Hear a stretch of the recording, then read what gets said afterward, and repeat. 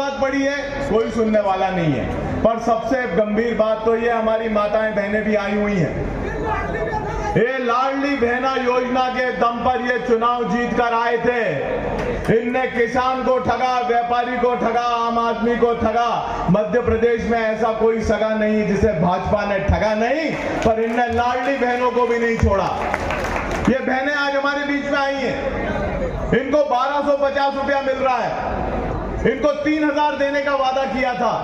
2 साल बीत गए, पर 1 रुपया भी, 3000 रुपया किसी के खाते में नहीं आया। साथियों, यही नहीं, पोर्टल बंद है। नए नाम लाडली बहना योजना में नहीं जुड़ रहे।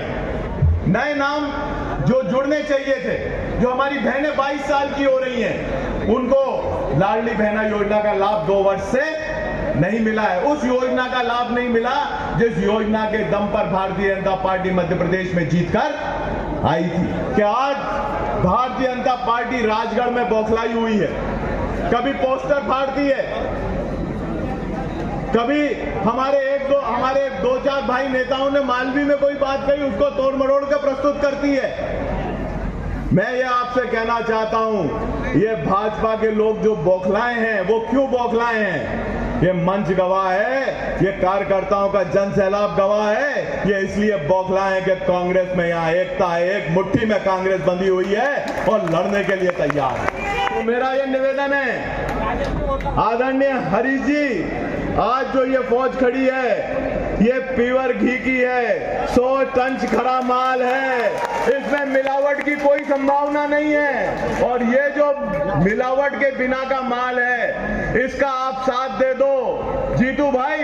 इस 100 टन खरे सोने का साथ दे दो, इस प्योर घी का साथ दे दो। ये राजगढ़ का घी है, पूरे मध्य प्रदेश की हवा बदल देगा। ये मेरा आपके बीच में दावा है। मेरा आप सब साथियों से यही निवेदन है कि यही ऊर्जा, यही ताकत हमें बनाए रखनी है। क्या था यहाँ पहले, आप सबके आशीर्वाद से मैं ऊर्जा मंत्री बना। मैंने 135 का एक भी केस नहीं बनाया, एक भी चोरी का केस किसी किसान पे नहीं बना, किसी भी किसान की बिजली नहीं काटी गई, कोई भी गांव की डीपी नहीं काटी गई। 15 महीने तक सरकार कांग्रेस की रही, निरंतर बिजली आती थी और डीपी बदलने के लिए नेता के फोन की जरूरत नहीं थी। ये लड़ाई तो आज शुरू हुई है। आज जो संघर्ष शुरू हुआ है राजगढ़ में, ये संघर्ष आगे तक जाएगा और यही संघर्ष हमें मध्य प्रदेश में 2028 और 2029 में जीत दिलाएगा। आज खात्मा नहीं है संघर्ष का, आज शुरुआत है कि नहीं? संघर्षों के साए में आजादी पलती है और इतिहास उधर मुड़ जाता है जिधर किसानी चलती है, जिधर जवानी चलती है। यही मेरा आप साथियों से निवेदन है। आप सब लोग हम मिलकर, अभी समाप्ति नहीं है, संघर्ष शुरू हुआ है और संघर्ष भाषण सुनने से भी शुरू होता है। अभी हमारे नेताओं के भाषण होंगे और फिर यहां से किसान न्याय यात्रा में एक एक साथी जिसके साथ अन्याय हुआ है वो वहां तक चलेगा।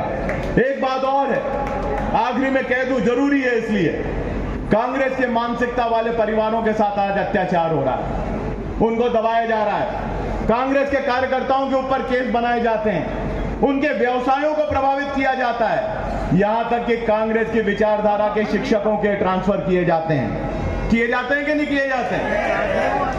अब भाजपा ने यह शुरुआत की है। हमने कभी भाजपा को बुरी नीयत से नहीं देखा।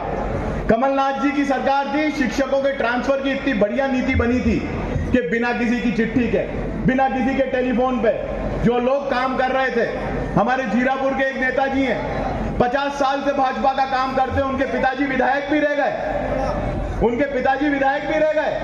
50 साल से पूरा परिवार भारतीय जनता पार्टी का झंडा थामे हुए है, पर उनका लड़का कहीं दूर गांव में नौकरी करता था, कहाँ सतना में, कहाँ करता था, पचकुंद, कहाँ, कौन से जिले में, मकसूदनगढ़ जिले में करता था, वहां काम करता था, गुना जिले में। और यार राजगढ़ 20 साल में ट्रांसफर नहीं करा पाए और 20 साल में पहली बार कांग्रेस की सरकार बनी और उनके बेटे का ट्रांसफर यहां हुआ। हमने उस निगाह से लोगों को नहीं देखा, पर आज ये भारतीय जनता पार्टी के जनप्रतिनिधि यहाँ के विधायक और यहाँ के सांसद, मैं चुनौती दे रहा हूं सबको, क्या खूब शासन का दोहन कर रहे हो? किसी के ऊपर रिकवरी निकली हुई है रॉयल्टी वसूल करने की, अभी रुकी हुई है, तुम्हारी सरकार है जहां तक, और कोई तीर्थ यात्रा कर रहा है अपने